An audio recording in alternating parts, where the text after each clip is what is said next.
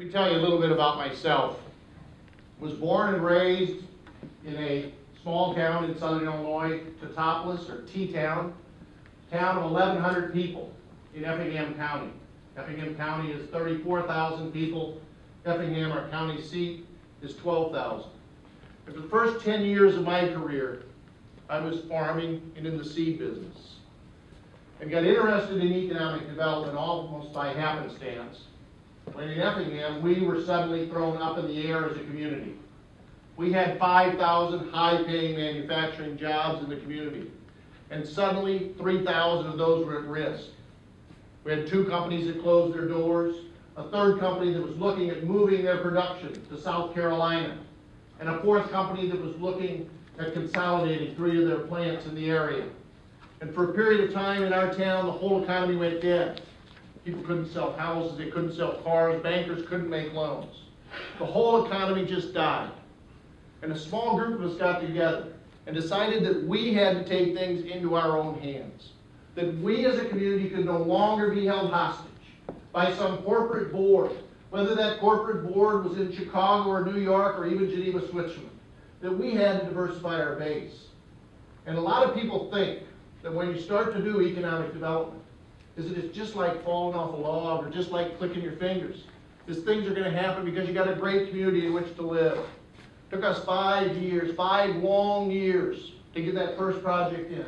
But after that, they started to fall like dominoes. Until 2 years ago, Site Selection magazine chose Effingham as the 6th best small town in America with creating new jobs and new opportunities. And our local utility saw what we were doing and said, you know, there's not somebody doing what you're doing in rural America, and started to take us out. And we've now done some 100 projects in over 15 states. And as Jeff said, helped facilitate about 5,000 jobs in small towns around the country. And what I found in traveling around the country is that communities often come to forks in the road, where they have to make key decisions as communities. Some communities come to this fork in the road and make great decisions and go on to do wonderful things.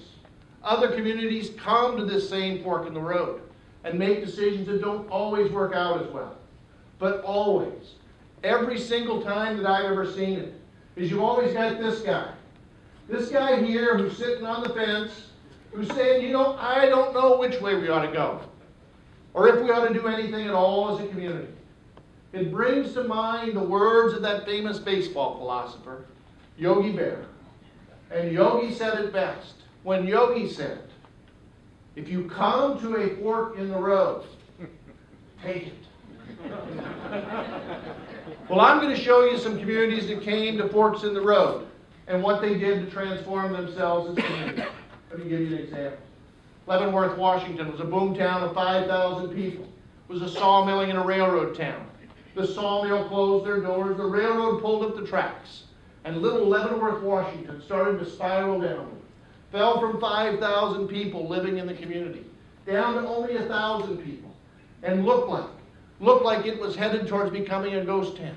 When fortunately for the people of Leavenworth, 11 women who composed the entire Vesta Junior Women's Club in little Leavenworth, Washington, and there's 6 of them shown here on the parade, on a fire truck leading a parade later, literally drew a line in the sand and said, stop. Said, we have got to do something different in Leavenworth. There are no opportunities for our young people to move back to the community. No opportunities for new people to move into the town. We as a community have got to figure out something else to do. And so they brought in a consultant from the University of Washington and had a series of town meetings with a group much like this to try to decide what they could do to rejuvenate and revitalize their town. And after a lot of discussion, a lot of dialogue back and forth between the people of Leavenworth, they as a community decided to reinvent themselves as Bavarian Village, even though there were no Bavarians that lived in the town. And can you imagine one of those town meetings when some big burly lumberjack from the back of the room raised his hand and said, excuse me, but we are going to do what? And you are going to want me to dress up in what kind of outfit? But that is exactly what they did, transform themselves into a Bavarian village. Laverne Peterson, who owned the old Chickaman Hotel up here on the top left, why, she converted it into the Hotel Edelweiss. Two of the other women in the club converted their retail stores into the Bavarian motif, and that downward spiral started to become an upward spiral. Until today, Leavenworth, Washington has doubled in population from 1,000 to 2,000 people. In a town of 2,000 people, they have 500 members in their Chamber of Commerce. Let me repeat that in case you missed that. In a town of 2,000 people, they have 500 members in their Chamber of Commerce because they've encouraged so many of their young people to move back to the town, new people to move into the community. They, in the last 5 years, have built a new tourism hall. They built a convention center. They built the Audubon Society, built a national bird watching sanctuary on the outskirts of town. The old apple orchards surrounding the community have been converted into over 20 boutique wineries because of the 1.5 million tourists that they are bringing in on an annual basis. The people of Leavenworth, Washington have been so successful in converting their community into a Bavarian village that they have had 30 families that have moved to the town from Bavaria.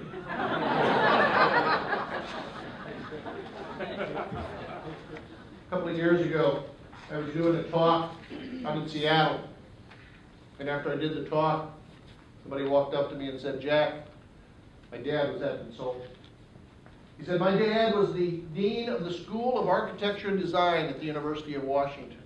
As a kid, I can remember him coming home at night and talking about these crazy ladies in Leavenworth, Washington, who didn't have a clue of what they were getting themselves into." It's a great example of where the so-called expert doesn't have a clue what beats in here. And how people with a passion, with a love for their community, if they put their minds to it, work together of what they're able to accomplish. And it was examples like this that I heard over and over as I did research for 3 years on writing Boomtown, USA. Put this together, and this is on your seats. This is the Cliff Note version of the book, which came about after I wrote the book. One of my nephews, and I have 21 nieces and nephews under the age of 16 at the time we published. But one of these nephews walked up to me and he said, "Uncle Jack," he said, "if you only found 7.5 keys in all of your research," he said, "why didn't you just photocopy them rather than write this big thick book that my dad don't tell me I haven't got to read?" So I put the Cliff Note version together for my nieces and nephews. If you don't feel like reading the whole book, you can get everything you need to know out of this Cliff Note version of the book. First key that we found in our research is for a community to adopt a can-do attitude. Like those 11 women in the Vesta Junior Women's Club who said, "We can do something to turn this community around. We can do something to create opportunities for our kids and our grandkids." As a kid growing up, I would avidly read the Decatur Herald sports section every morning. Rush down to the breakfast table and read about all the sports stores in there. And in there I would often read about LaSalle, Peru. And it wasn't until a couple of years ago that I realized that there is a LaSalle and there's a Peru. And there's literally a street that divides LaSalle from Peru. And there's a reason that people call it LaSalle, Peru, and not Peru, LaSalle. And that is that LaSalle was always the big sister city. Had the banks, the newspaper, all the retail. Peru was always the little sister city. Interstate 80 was built 3 miles north of LaSalle in Peru. LaSalle, the big sister city, sat back and said, "Well, we're big LaSalle. We'll see if anything happens out there, and if it does, we'll maybe take infrastructure out to that interstate." Peru said, "We are little Peru. We are going to have to hustle a little bit harder. We're going to take infrastructure out there and see if something happens as a result." Huge controversy in the community. People were outraged. They were going up to the mayor and the city council going, "What are you guys doing spending our tax dollars out there? Don't you know that's our tax dollars?" That's never happened to you in Dixon, has it? No, never. Well, in Peru, the next election, 8 people ran for mayor, including the local Catholic priest. Down in Tennessee last year, somebody in the back room yelled out, "He didn't have a prayer." 8 new manufacturing businesses located out here because they wanted access to the interstate. LaSalle finally got their act together a couple of years ago and took infrastructure out there. Today, they have got a truck stop and a partially completed church. On that $100,000 investment that the mayor and city council fought all sorts of hell for, today Peru has 6 times the retail sales of LaSalle. On that $100,000 investment, bring in $5 million per year of their share of the retail sales tax, because that mayor and city council knew that they could do something to transform their community. Second key is to shape your vision, to decide what you want to do. what you want to look like as a community. J. Irwin Miller, the guy on the right, decided he wanted a vision of his town being something completely different from every other similarly sized small town in America. And he got the Cummins Foundation, which is headquartered there in Columbus, to pay for the architectural fees on any public project built in the community. Starting with 1 project and 2 and 3 and 4. Until today, Columbus, Indiana has 71 architecturally significant buildings, more on a per capita basis than any other city in the entire world. The Architectural Institute of America ranks Columbus, Indiana as the sixth most architecturally significant city in the entire United States. The 5 that are ahead of them you have heard of: Washington, D.C., New York, Boston, Chicago, and San Francisco. Little Columbus, Indiana has more architecturally significant buildings than Seattle, Los Angeles, Las Vegas, Houston, Dallas, Atlanta, Miami, on and on and on. All because of the vision and the passion of one person for their community. You know, I have found that one person with passion in a town is more important than 50 or 100 people that are just kind of interested in what goes on. And if you can be that one person with passion, you'll be shocked, you'll be amazed at what you can do, what you can accomplish. Be that person of passion and see what you can do to take your community to that higher level.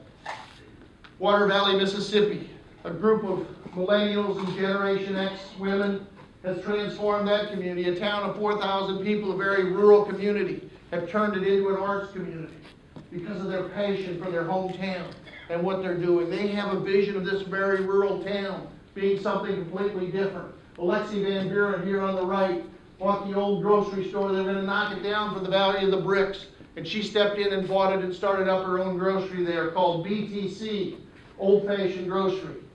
Now in Mississippi, you might think that BTC stands for beans, tomatoes, and corn, but she named it for a Mahatma Gandhi saying. Mahatma Gandhi said, "Be the change." Be the change. Imagine what you want it to be, and then change your community, change your world around you. These 4 young ladies are doing exactly that in a town of 4,000 people. Third key is to leverage your resources. Okay, when I get done with this one, there's a bunch of people here from Mount Morris, and I'm going to butcher this name, but Chabanais?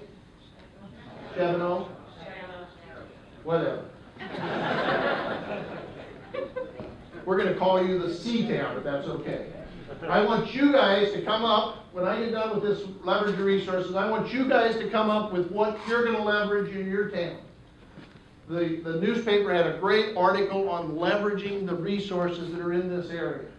So when I get done, I want one of you to just shout out what you're going to leverage in Mount Morris and in the C-Town. Not every community can be located in beautiful mountains or be located along the seashore.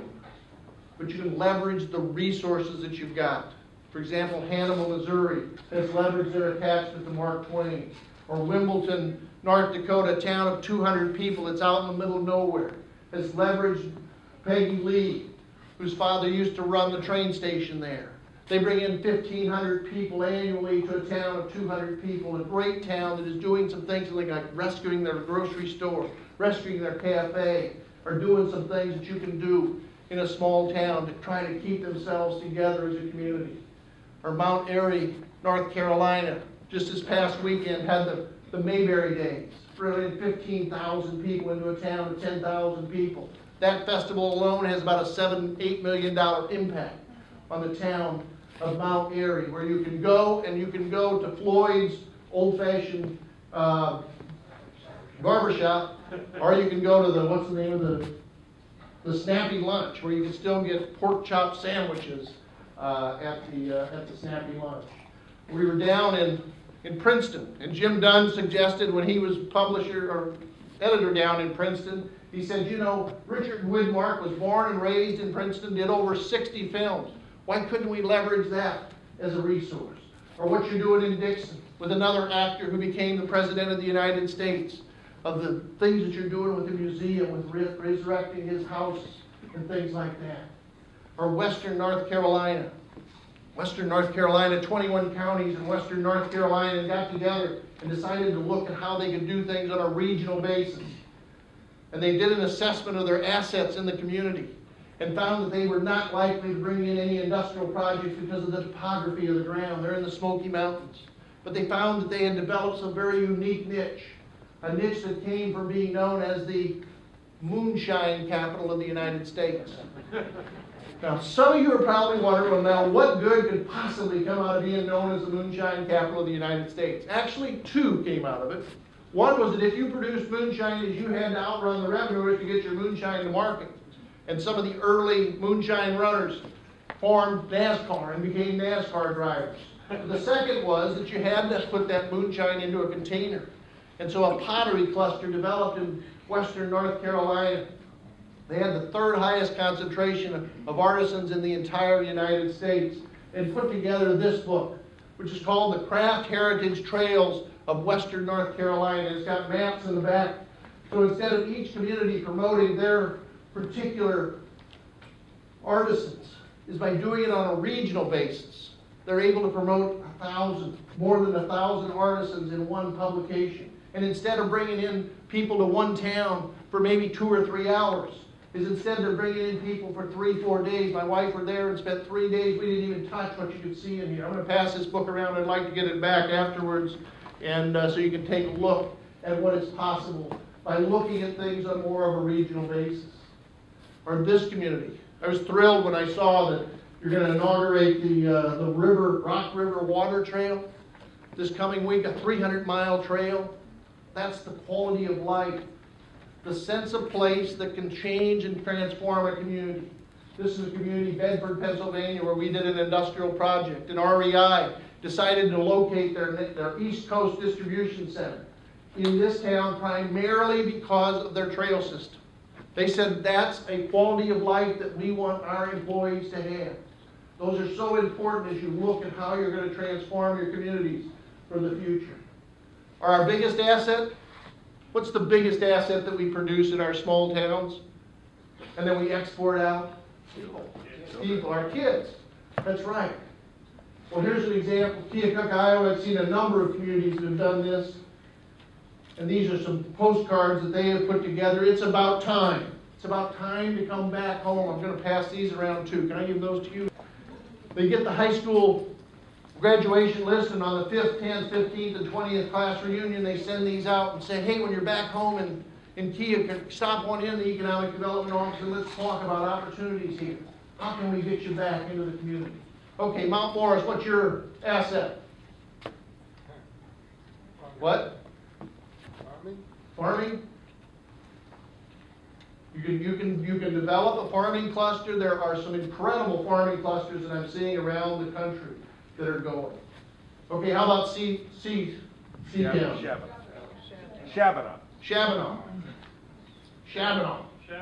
Park. Shabana State Park, a great resource that you can do. You can use to bring in people that are going to spend money in your community. I mean, those are just some of the examples of what you can do. Every one of your towns has examples of resources that you can leverage as a community.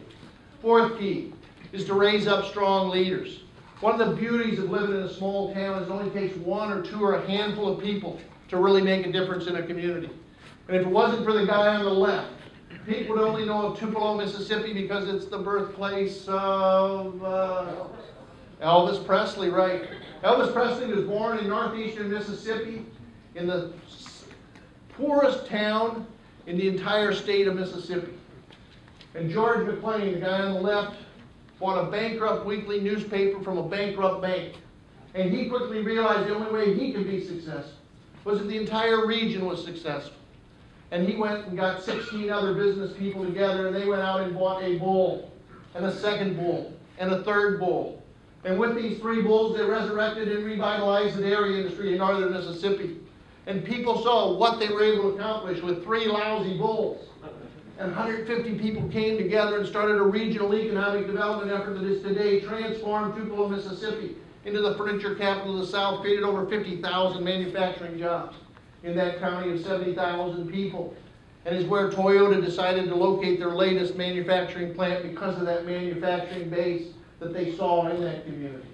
Fifth key is to encourage an entrepreneurial approach. This is the one that if I was writing the book today, I would move from number 5 to number 2. because this is one that's going to change in our communities. In fact, I'm going to introduce you in just a minute to Craig Linvall. He and I are developing a talk that I'm hoping to take him national with on specifically this. Boomtown entrepreneurs, the paradigm shift in economic development. And that we in economic development are going to spend less time out hunting for the big companies. And instead, we're going to grow our own businesses and grow our entrepreneurs in our communities. Hopefully, we'll come back and do that talk for you next spring or next summer sometime. Here's an example of what if. This motley group of young people started a business in Albuquerque, New Mexico. They ended up in some legal problems and ran up a $35,000 legal bill with Bob Poole of the Poole Law Firm. Did not have $35,000, so they went to see the head of economic development to see if they had any programs. They didn't have any programs for entrepreneurial businesses. Neither did the banks in the town. They all wanted collateral. How were they going to collateralize this product that they were producing? So as a last resort, the young man called his dad and said, "Dad, I need to borrow $35,000. And Dad said, which all dads do, "Son, I'll talk to your mother and get back to you in the morning." Next morning, he called his son and said, "Son, your mom and I talked it over long into the night, and we are going to loan you this money, this $35,000 on one condition. One condition. And that is that you move this company you call Microsoft back to your hometown of Seattle."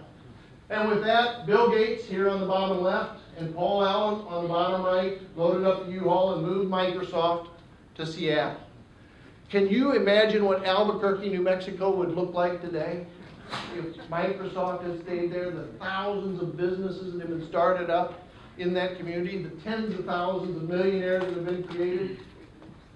Here is also how a group of young people ages over a 30-year period of time.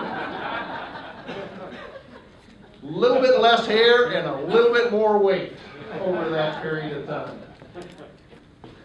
The entrepreneurs of the future are not necessarily going to look like the entrepreneurs of the past. Or as the Gen Xer told me recently, she said, "You know, Jack, these entrepreneurs that you talk so passionately about, they're not all going to suffer from the PMS syndrome." I said, "What?" She said, "They're not all going to be pale, male, and stale. We are going to see entrepreneurs come from all sectors of our society. They're going to be recent immigrants, they're going to be retirees, they're going to be minorities. We're going to see them come from all sectors of our society." The one that really excites me is this one right here, number 8, Generation Y, the millennial generation, between the ages of 13 and 31 years of age. We've got some of those in the house. Stand up. Stand up. We're going to recognize you. Stand up. There's some of you back there, I know. Stand up. Okay. You got to wake up and stand up. This generation, okay, sit down now. This generation is standing up back there, back here. I love seeing all these young people. This generation, you need to get some sleep, young lady.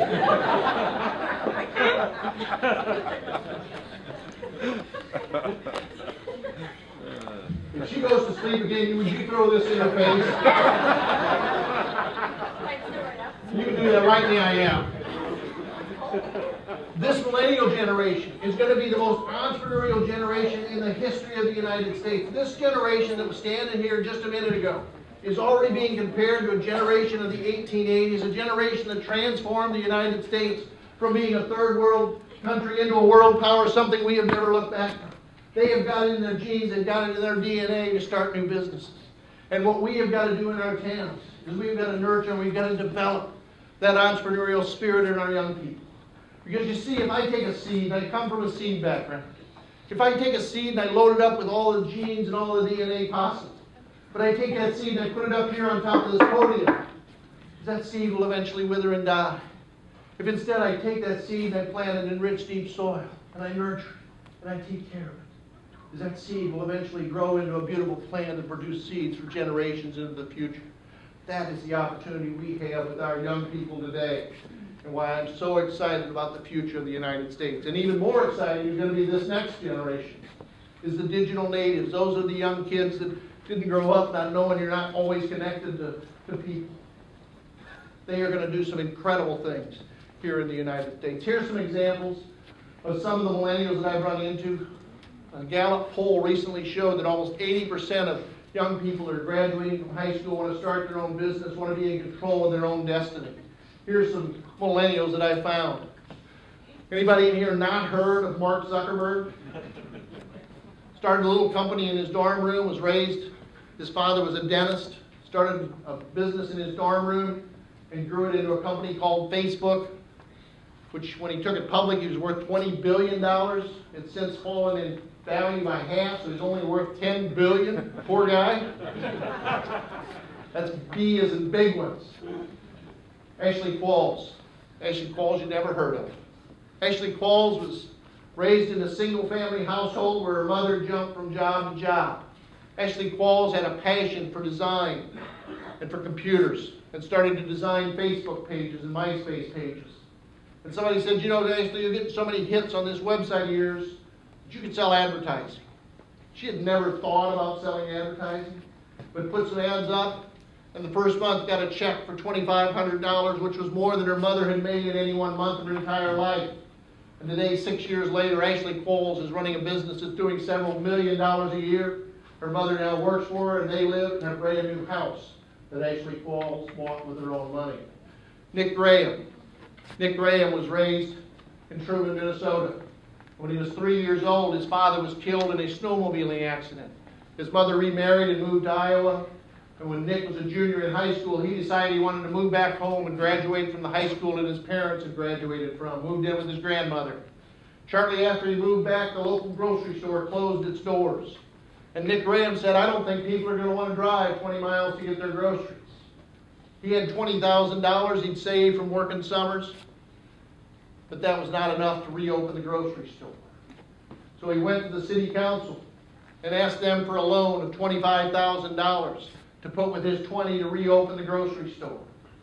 And that city council unanimously agreed to lend the 17-year-old kid $25,000 to get that grocery store started back up in their hometown. And when Nick Graham showed up late for classes because he was stocking the shelves, the principal kind of looked the other way because he also understood the importance of that grocery store to that little town of Truman, Minnesota. And here's Nick Graham later has developed it into a chain of 4 grocery stores in Minnesota and Iowa. David Orr from my hometown. First met David a couple years ago when I got a call from the manager of our public warehousing operation. Said, you got to come down and meet this kid who's shipping 7 truckloads of product into our warehouse. So I went down and met him and spent an hour with him and came away with the impression that I was meeting a young person that you're going to read about in one of the business magazines someday. He started a website. He explained to me he started a website called Prooper.com, where he sold 1 product a day, or as he called it, the Prooper Duper deal of the day. I said to him, I said, now David, how do you possibly make any money selling 1 product a day? He said, well, let me give you an example. He said, I was clearing out my parents' basement and garage and attic and everything to ship these products into you today. He said, and so I decided to have a sale on my website last Friday night. At 6 o'clock, I put on my website a chance for my customers to buy a sack of crap.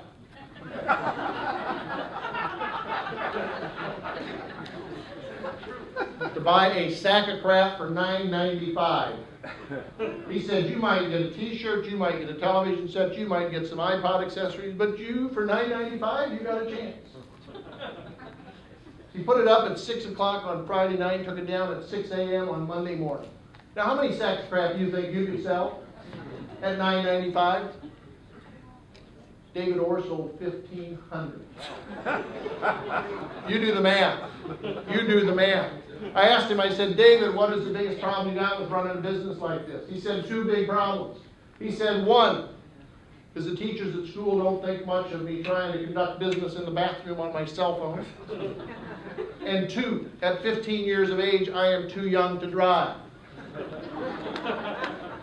But today, David Orr is still running that business and is a sophomore at the University of Arizona, and this is who he got to meet this spring when he was chosen to go out and meet the Oracle of Omaha, Warren Buffett, because of his success in the entrepreneurship program there in Arizona.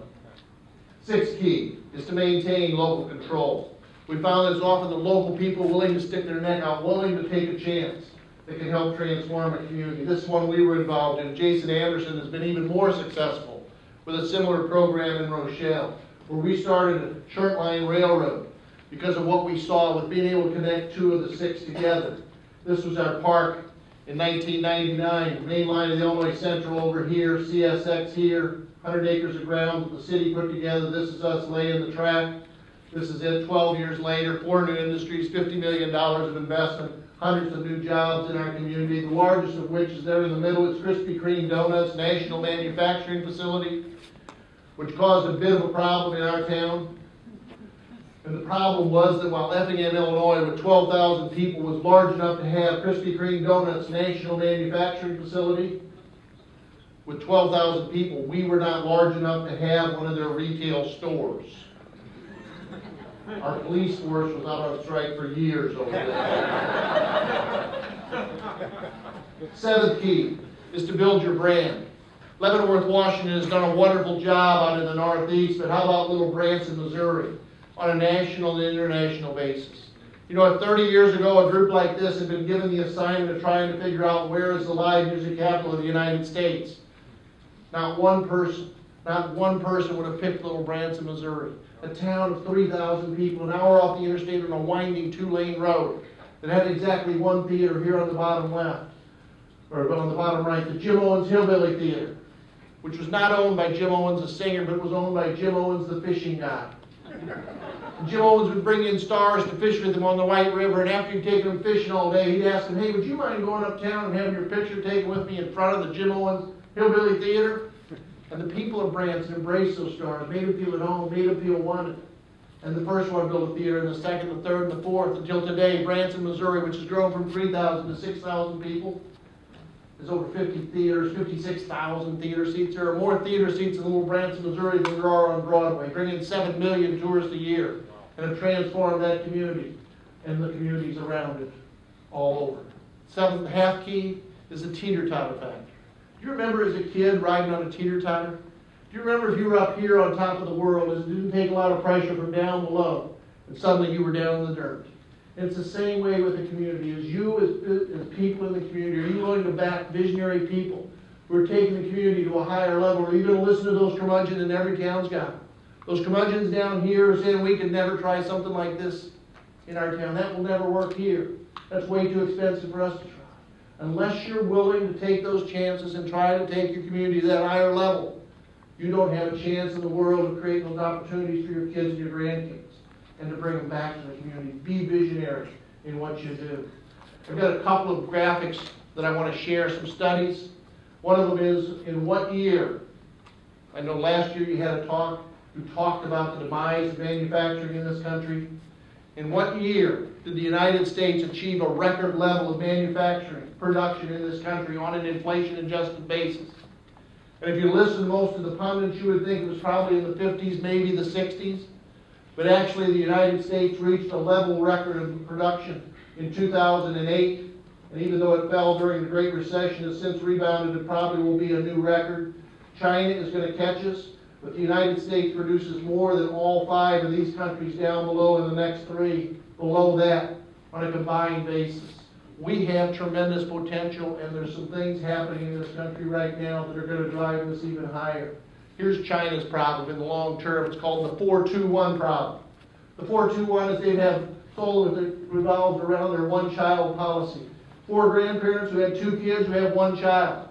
And that works great when you're trying to channel all the energy towards one, but when they start to retire, the pyramid goes upside down, and suddenly 1 kid is going to have to protect and support those 6 above them. And this is what has happened to Japan. This is working age population. Japan, remember in the late 80s, that Japan was going to take over the world? Well, here's what happened to Japan and why they've not done it, is they've lost their working age population. Europe, you're hearing about them, the same thing. China, same thing, going to fall off. We're continuing to grow our working age population. This is a graph that shows what's happened with this recession. This spaghetti graph looks at recession since 1948 and how many jobs are lost, percentage of jobs. You can see most of the time our jobs bounce right back. But this is this recession. We're now in it for 50 months. and it's unlike all other recessions, and why, even though we're in recovery phase, it doesn't feel like we're in recovery phase. And the key is that you gotta keep your kids in school. Unemployment rate for those with less than a high school diploma is 15%. Those kids that drop out are gonna be behind the 8 ball for the rest of their life. College graduate, about 4% unemployment. Here's what's happened in this recession. We've lost 4.5 million jobs of those without a high school education. Those with a college education we've gained during that whole Great Recession have gained 2.2 million jobs. This is a study that the American Farmland Trust did in over 100 communities scattered all over this country. And what they found is for every dollar paid in property tax, shown by the red line, is that commerce and industry gets back 27 cents in the way of services like water, police, sewer, and fire. Residents get back $1.17 for every dollar that they pay in property tax, and why it is a loser's game to be just a bedroom community. And why I've had communities take a bed up the Main Street and burn it on the square to signify to their residents the importance of creating those jobs and opportunities in our small towns. You take this and put it on a local basis. If we built a $5 million facility in Dixon, the normal property tax on that is $149,382. If you gave 10 years tax abatement, the taxing bodies would get nothing for the first 10 years. But using this calc would gain everything back by the 14th year, and over a 50-year life of a building, those taxing bodies would gain a net $10,807,000, and that doesn't take into account this, which is the impact of what 100 new manufacturing or high-tech jobs mean to a community and all of the great things that happen as a result. We've got a whole chapter in the book on Cape Girardeau and the great things they've done from transitioning from being a riverboat town into a regional economic powerhouse, and done some wonderful things in their downtown area. Built this center here, which was done jointly with the city and the university working together. We were shocked when we did the research that this is one of only 8 such projects like this in the entire country. Because too often in our small towns, we end up in our silos, where the city's in their silo, the university's in another silo, economic development's in another silo, the county's in another silo, the chamber's in another silo. And because of egos, we don't tear down these silos and work together to be able to accomplish the things that we could accomplish if we work together. And that's my journey, and those are a couple dozen of the examples that I found along the way. I'd like to leave you all with a poem that reminds me of the spirit of what I find in small towns all over this country as I travel around. And the poem goes, if you think you are beaten, you are. If you think you dare not, you don't. If you'd like to win, but think you can't, it's almost a cinch that you won't. Because life's battles don't always go to the stronger or faster man. Sooner or later, the person that wins is the one that says, I can't. I can't. Thanks very much for listening to me. Thank you.